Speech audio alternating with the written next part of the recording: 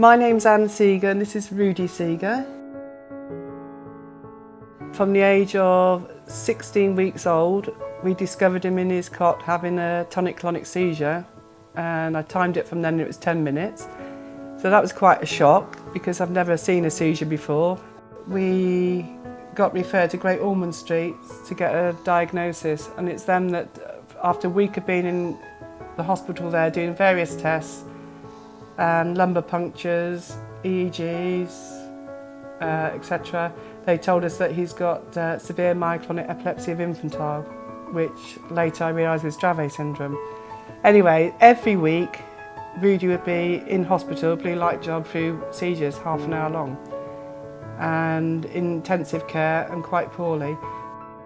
Yeah, so my friend told me about the VNS because her son had it, and it really helped him to reduce his seizures a lot.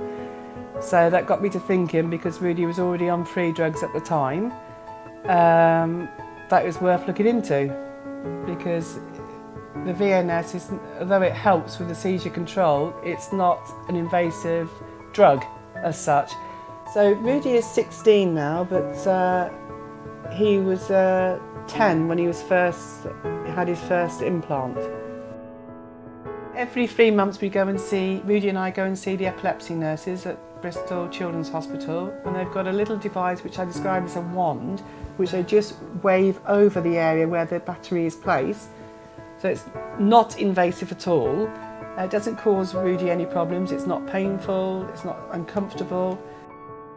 The nurses explained to me that the VNS company were introducing a new model, the Aspire SR, which has an auto-stimulation function to it. And as I understand it, this means that the body's heart rate spikes. It's known to spike when it goes into a seizure, and this device recognises that and will kick in to hopefully stop some of the seizures. So as you can see, he's a happy boy. He lives quite a happy, healthy life. Although he's constantly still has seizures, and that's because of the Dravet syndrome, you know, he's doing actually really, really well.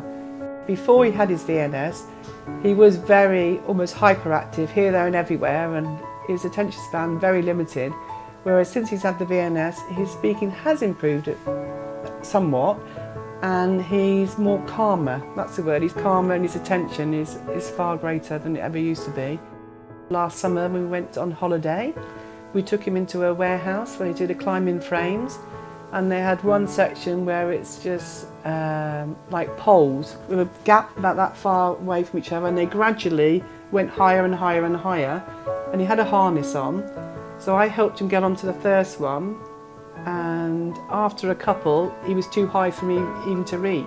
But I was talking to him and reassuring him and giving him instructions to put one foot in front of the other, and he did it, and he listened. There was a pause, maybe 30 seconds, a minute before he did it, but he was listening and he was really, really good. Now, I don't think he would ever have been able to do that before he had the VNS. For anyone that's thinking of having a VNS, I would suggest it's a win-win situation. There was no problems with Rudy. I mean, obviously, if ever you have an operation, there's always a minor risk, but he's had 3 replacements now. That's 4 operations. There's no problems. He's been fine afterwards, and he's bounced back to his normal self. And plus, in the last 2.5 years, he's had no increases in any of his other medications. And to me, that's because the VNS works so effectively.